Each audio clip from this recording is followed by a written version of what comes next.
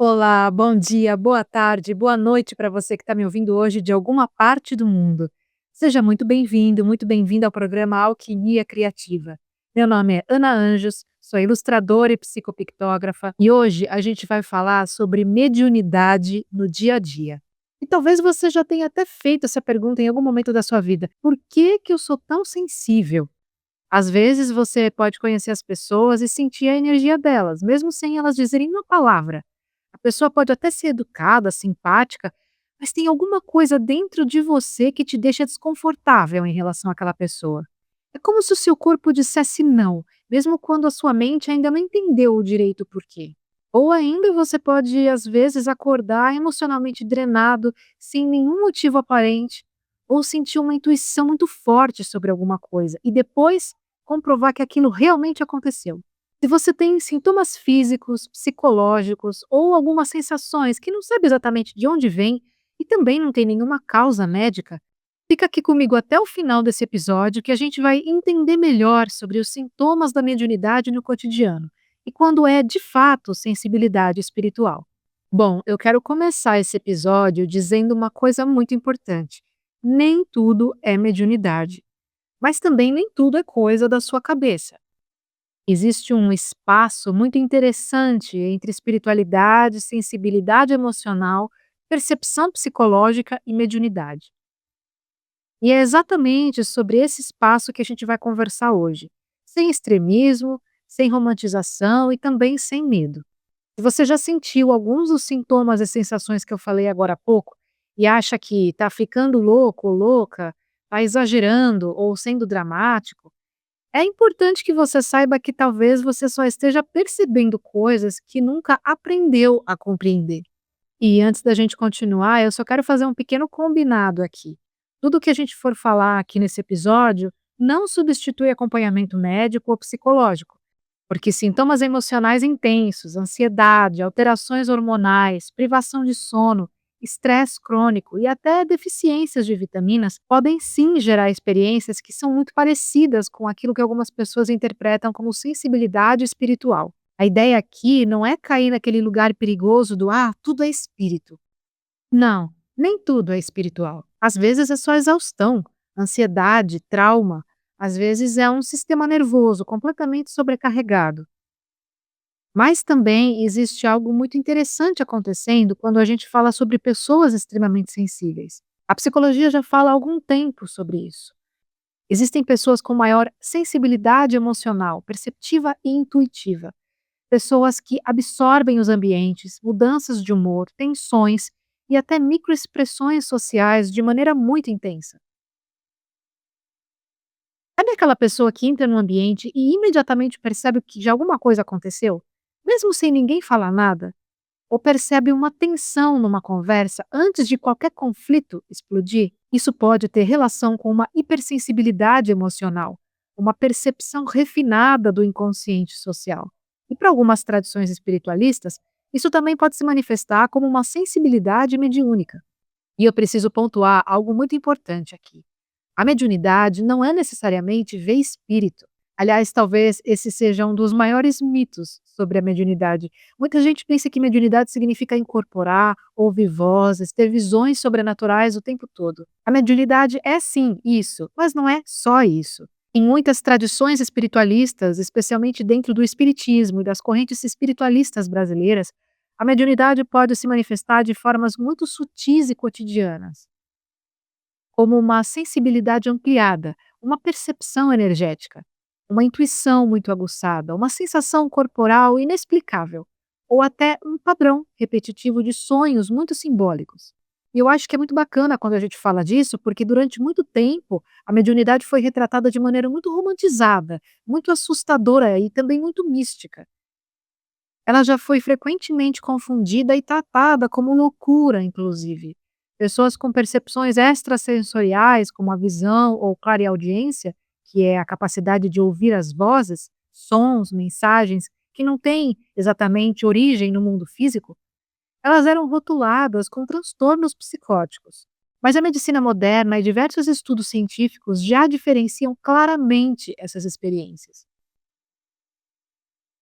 A associação da mediunidade com a loucura está profundamente conectada ao monopólio religioso tradicional da Igreja Católica, que acabou gerando diversos estigmas sociais, controle institucional e também a marginalização econômica ao longo da história ocidental.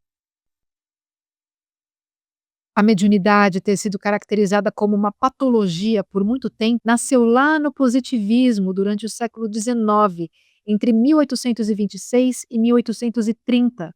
O positivismo era uma corrente filosófica que foi criada pelo pensador francês Auguste Comte, que defende o conhecimento científico como a única forma do conhecimento verdadeiro. E aqui eu vou deixar bem claro que eu não estou negando a ciência, tá, gente? Eu sou a favor do desenvolvimento científico, mas eu não acho que ele explique tudo. É interessante pontuar que o espiritismo, também chamado de kardecismo, devido ao pseudônimo do fundador da doutrina espírita, Allan Kardec, também nasceu na França no século XIX, mais precisamente em 1857. Kardec buscou, naquela época, aplicar um método científico investigativo aos fenômenos mediúnicos, como comunicações e cura. Ele testava as hipóteses, cruzava os depoimentos de diferentes médiuns e espíritos e rejeitava o que contrariava a lógica ou o conhecimento científico da época. Na visão espírita, todo mundo é médium em algum grau. A diferença está na intensidade. A mediunidade natural, ela é geral, todo mundo tem. Ela é a chamada intuição, inspiração, o famoso sexto sentido, sabe? Já a mediunidade ostensiva, essa sim vai se manifestar em algumas pessoas de forma mais evidente e específica, como a vidência, a audiência, a psicografia, a pictografia. E esse tipo de mediunidade vai costumar exigir mais estudo e dedicação do médium, para que ele possa apreender mais conhecimento. Ser médium não significa ser melhor ou pior do que ninguém. A mediunidade é uma capacidade inerente ao ser humano. E talvez você já tenha vivenciado a sua mediunidade muitas vezes na vida. Se você já foi a um shopping, a um mercado, a um metrô, a um hospital ou até uma reunião cheia de gente e saiu completamente esgotado, como se a sua energia tivesse ido embora, e você não fez praticamente nada para isso acontecer, você apenas estava ali naquele lugar. Mas o seu humor mudou, o seu corpo ficou mais pesado, dolorido, você se sentiu confuso, ansioso ou emocionalmente drenado. Isso pode ser sim mediunidade. Você absorveu as energias daquele ambiente, daquelas pessoas, e pode ter sido de algum modo vampirizado. Alguns ambientes carregam emoções densas, sofrimento acumulado, tensão psíquica coletiva. Pensa num hospital, por exemplo. Um hospital é um lugar onde existe dor, medo, preocupação, luto, ansiedade, incerteza. Mesmo sem acreditar em espiritualidade, qualquer pessoa percebe o impacto emocional desses lugares. Agora, imagine uma pessoa muito sensível emocionalmente dentro de um hospital. Ela pode sair daquele ambiente profundamente afetada. Um outro exemplo muito comum que eu gosto de usar para ilustrar a questão da mediunidade é quando a gente entra em contato com energias de determinadas pessoas. Você já reparou como algumas pessoas parecem sugar a nossa energia? Você está conversando 10 minutos com alguém e de repente sente um cansaço absurdo, uma exaustão, uma irritação que não passa, como se tivesse corrido uma maratona emocional. Muitas pessoas sentem isso e não validam essa sensação. Elas pensam: ah, isso deve ser só coisa da minha cabeça, não faz sentido. Mas o fato é que você ficou alterado quando entrou em contato com aquela energia, passou mal, ficou com dor de cabeça, dor nas costas, um cansaço extremo, seu humor mudou. E se isso é um fato, não é uma invenção, concorda? E aí você vai precisar investigar o porquê disso ter acontecido. É claro que nem sempre tudo é energia negativa. Às vezes a pessoa é extremamente demandante. Ela é o tipo de pessoa que reclama o tempo todo ou invade os limites emocionais da gente. E para isso a gente tem um nome na psicologia e chama desgaste relacional. Já no campo espiritualista, a gente chama isso de troca energética desequilibrada. Ao longo da história, muitos artistas e escritores descreveram a sensação de que a arte não vinha apenas deles, mas parecia chegar como um fluxo, uma inspiração intensa, quase como uma mensagem. A artista sueca Hilma af Klint Já pintava espirais, geometrias, símbolos e campos de cor extremamente sofisticados. Isso no início do século XX, muito antes da arte abstrata ser popularizada por Kandinsky e outros artistas homens serem reconhecidos como pioneiros da abstração. Hilma foi profundamente inspirada pelo livro Teoria das Cores de Goethe. E se você quiser saber mais sobre como essa obra revolucionou a compreensão das cores no mundo que a gente vive hoje, ouve o episódio 4, O Poder das Cores, em que eu estou falando mais sobre esse tema. Hilma dizia que as suas obras surgiam a partir das orientações espirituais que ela recebia durante as sessões mediúnicas. Em 1896, ela e mais 4 amigas decidiram se reunir para criar um grupo independente chamado As Cinco. Elas se reuniam em encontros semanais para orar, meditar e realizar sessões espíritas para se comunicar com os guias espirituais. É importante comentar que os movimentos espiritualistas estavam em voga nos Estados Unidos e na Europa na virada do século XIX, especialmente nos círculos literários e artísticos, incluindo os artistas geralmente considerados precursores da abstração, como Kandinsky, Kazimir Malevich e Mondrian. No final do século XIX, uma série de avanços científicos já estava alterando radicalmente as ideias do mundo. Por exemplo, a descoberta das partículas subatômicas, da radioatividade e dos raios-x, que confirmaram para os espiritualistas que existia de fato um reino divino e invisível da existência. Segundo seus próprios relatos, algumas pinturas não eram planejadas racionalmente. Ela descrevia a sensação de estar executando algo que lhe era pedido, como se fosse uma intermediária de imagens. Tanto que ela pediu que parte da sua obra só fosse mostrada ao público décadas depois da sua morte, porque ela acreditava que aquele tempo ainda não estava preparado para compreender. Quantas vezes uma pessoa criativa sente que uma ideia simplesmente chegou assim do nada, que veio pronta?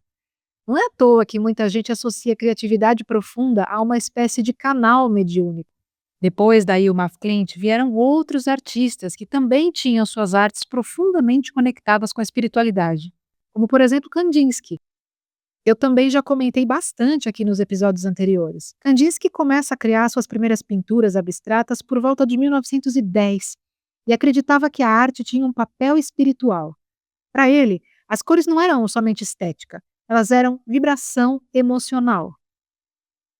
Ele dizia que uma cor podia agir sobre a alma como um som age sobre o corpo. O amarelo, por exemplo, podia evocar expansão e intensidade, enquanto o azul profundo, introspecção e transcendência. Ele chegou inclusive a escrever um livro importantíssimo chamado Do Espiritual na Arte, defendendo que o artista não deveria apenas reproduzir o mundo externo, mas traduzir experiências internas invisíveis. Em outras palavras, a arte poderia ser uma ponte entre a matéria e a alma. E talvez você já tenha vivido isso sem perceber. Aquela música que, quando você ouve, se sente completamente inspirado, feliz. Uma pintura que te emociona, sem você saber exatamente o porquê. Você não entende direito aquela técnica, não sabe nem pintar, mas tem uma sensação de profunda conexão com aquele trabalho. Ou uma cor que, quando você usa no seu dia a dia, muda completamente seu estado de humor. Outro artista que viveu experiências psíquicas extremas e que passou boa parte da vida investigando os estados alterados de percepção foi Antonin Artaud. Ele foi um grande poeta, ator, escritor, dramaturgo, roteirista e diretor de teatro francês, nascido em 1896. A espiritualidade para Antonin Artaud era visceral, não podia ser separada do corpo ou da matéria. Ele rejeitava as religiões tradicionais em prol de uma religião da existência. Artaud acreditava que o ser humano moderno estava anestesiado, excessivamente racional, desconectado das forças profundas da psique. Para ele, o espírito se manifestava através da angústia e da busca por restabelecer a unidade perdida no mundo. O trabalho artístico dele explorava delírio, sonho, transe, corpo, símbolos e aquilo que hoje a gente talvez chame de inconsciente profundo. Mas aqui é importante fazer uma distinção cuidadosa, porque o Artaud também enfrentou um intenso sofrimento psíquico ao longo da vida. A história dele não romantiza a dor mental como genialidade, pelo contrário. Ela mostra como a arte, a sensibilidade extrema e o sofrimento às vezes caminham muito próximos e exigem também cuidado, suporte e também um aterramento. Além de Artaud, a gente também tem Emma Kunz, que foi uma artista e curandeira que viveu entre 1892 e 1963 na Suíça. Emma Kunz se autodenominava uma pesquisadora, mas era reconhecidamente alguém com uma capacidade incrível de curar e ajudar as pessoas. Hoje, o seu trabalho artístico vem ganhando reconhecimento crescente. Aos 18 anos, Emma Kunz começou a usar suas habilidades telepáticas e a proferir profecias. Ela ficou muito famosa por seus tratamentos e pelos conselhos que dava para as pessoas, chegando a ser chamada de milagrosa. Emma acreditava profundamente na relação entre energia, espiritualidade, natureza, geometria e cura. Emma Kunz criava desenhos geométricos extremamente complexos, usando régua, compasso e lápis de cor. Mas existe um detalhe muito curioso no processo de trabalho dela. A Emma dizia trabalhar com radiestesia, usando um pêndulo para orientar partes das composições. Segundo os seus relatos, ela fazia perguntas e utilizava o movimento do pêndulo como uma forma de investigação intuitiva, quase como um diálogo simbólico com o invisível.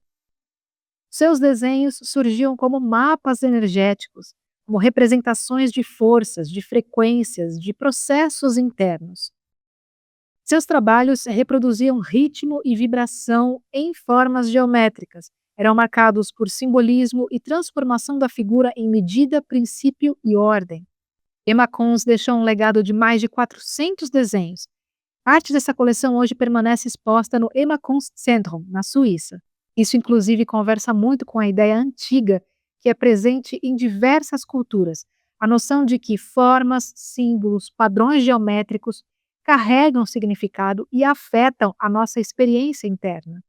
A gente tem, por exemplo, as mandalas do budismo, os vitrais das catedrais, os símbolos alquímicos, os padrões sagrados presentes nos templos antigos. E a gente também precisa falar aqui do poeta, pintor e tipógrafo inglês William Blake, que retratava anjos, entidades espirituais e figuras simbólicas. Para Blake, imaginação não era fantasia, era uma forma de percepção espiritual. William Blake rejeitava a religião institucionalizada e o racionalismo. Para ele, a imaginação não era só uma ferramenta artística, mas a realidade suprema e a própria presença de Deus no homem. Ele acreditava que o mundo material é uma prisão que limita a percepção humana e que a imaginação é o único caminho para a transcendência. William Blake criticava severamente a igreja e as leis morais rígidas, que viam o corpo e os desejos naturais como impuros ou pecaminosos. Ele acreditava que o corpo e a alma são uma unidade e que a repressão levava ao sofrimento. A arte de Blake mistura misticismo, cristianismo visionário, arquétipos e imagens profundamente simbólicas. Muitos naquela época viam William Blake como uma pessoa excêntrica, e hoje ele é considerado um dos artistas visionários mais importantes da história. Se existe algo que a história desses artistas, dessas pessoas profundamente sensíveis, ensina pra gente, é que a sensibilidade não precisa ser um peso, ela pode virar linguagem, arte, intuição, sabedoria. Ela precisa ser canalizada de uma forma que te faça bem e possa também auxiliar as pessoas. Para isso acontecer, essa sensibilidade precisa de direção. Canalizar a nossa sensibilidade mediúnica exige, antes de tudo, autoconhecimento e disciplina energética. Como a mediunidade é uma percepção extrasensorial natural de todo ser humano, como a gente falou antes, é preciso saber direcioná-la corretamente para que a gente consiga transformar as sensações confusas em intuição clara ou em inspiração. E nesse processo, o autoconhecimento é fundamental. E é por isso que eu sempre falo aqui que espiritualidade é autoconhecimento, porque os dois estão interconectados. Não existe espiritualidade madura sem olhar para dentro. Quanto mais você se conhece, mais você consegue diferenciar o que é ansiedade e o que é intuição, o que é medo e o que é percepção, o que é um gatilho emocional antigo e o que realmente não te faz bem. O autoconhecimento é fundamental para a gente entender os nossos padrões, as nossas dores, nossas sensibilidades e também os nossos próprios limites. Porque uma pessoa que não se conhece, ela pode acabar confundindo tudo, sabe? Terceirizar decisões por acreditar que são sinais da vida, viver com medo, absorver o sofrimento dos outros, se perder emocionalmente. Já uma pessoa que se conhece, ela aprende a ter discernimento, ela aprende a ouvir a própria sensibilidade sem ser dominada por ela. E aí a espiritualidade deixa de ser uma fuga e passa a ser vivenciada de forma consciente, mais profunda, mais honesta de habitar a própria vida. Então, quando você sentir sensações que fogem à explicação científica, não pensa, eu estou ficando louco. Talvez você esteja apenas começando a perceber dimensões que nunca te ensinaram a compreender. Isso não precisa te assustar. Encara isso como um convite para você se conhecer melhor, para você olhar para dentro com mais honestidade, com menos medo e menos julgamento. E, acima de tudo, olha para isso como um convite para construir uma relação mais gentil com você mesmo. Independentemente do nome que você dê a isso, seja sensibilidade, intuição, espiritualidade, mediunidade ou simplesmente percepção humana, talvez a pergunta mais importante não seja: meu Deus, o que está acontecendo comigo? Mas sim, como é que eu posso cuidar bem da pessoa que percebe tudo isso? Se você se reconheceu em algumas dessas experiências, nessa sensibilidade intensa, na intuição forte, no cansaço que aparece às vezes sem explicação, nessa sensação de perceber coisas antes mesmo delas acontecerem, eu quero te dizer uma coisa com muito carinho aqui. Não tenha medo de você. Espiritualidade madura não é viver assustado, nem achar que tudo é sinal. E também não é terceirizar a própria vida para o mundo espiritual. A espiritualidade saudável tem muito mais a ver com presença, com discernimento, com responsabilidade. É aprender a escutar a sua sensibilidade sem se perder nela. É aprender a sentir com limites e a desenvolver aterramento, a cuidar da sua energia. Então, priorizar a qualidade de vida é fundamental. Ter uma melhor noite de sono, se alimentar bem, buscar terapia quando necessário, respeitar os limites do próprio corpo, aprender a dizer não, isso é muito importante, e se afastar de ambientes e de relações que constantemente te adoecem. Ao longo dos próximos episódios, eu quero aprofundar um pouco mais sobre os tipos de mediunidade mais comuns no dia a dia.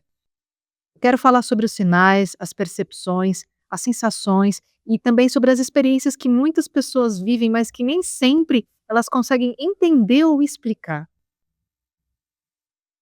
E também eu vou compartilhar com vocês algumas histórias pessoais, algumas experiências mediúnicas que eu tive desde a infância. Naquela época eu enxergava todas essas experiências como algo muito natural. Para mim era só uma forma como eu sentia o mundo. Eu não tinha consciência do que aquilo significava, muito menos eu imaginava que outras pessoas não viviam as mesmas coisas. Com o passar dos anos, essa mediunidade começou a ficar mais intensa, e junto com essa intensidade veio o medo de estar imaginando coisa, de falar sobre isso com alguém e ser julgada. Por isso esse podcast também quer ser um espaço de acolhimento, de troca e de reflexão, não para impor verdades absolutas, mas para abrir conversas muito sinceras sobre espiritualidade, mediunidade, arte e as experiências humanas que muitas vezes ficam escondidas por medo ou julgamento.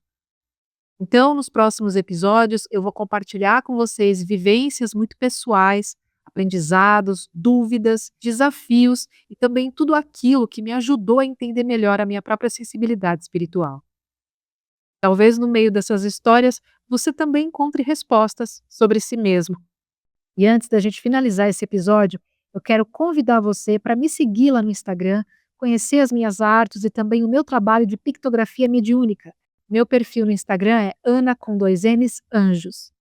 Hoje a gente fica por aqui, mas eu volto na semana que vem para a gente falar mais sobre espiritualidade. E lembre-se, espiritualidade é autoconhecimento. Gratidão, Waiteri, Saravá, Amém, Axé.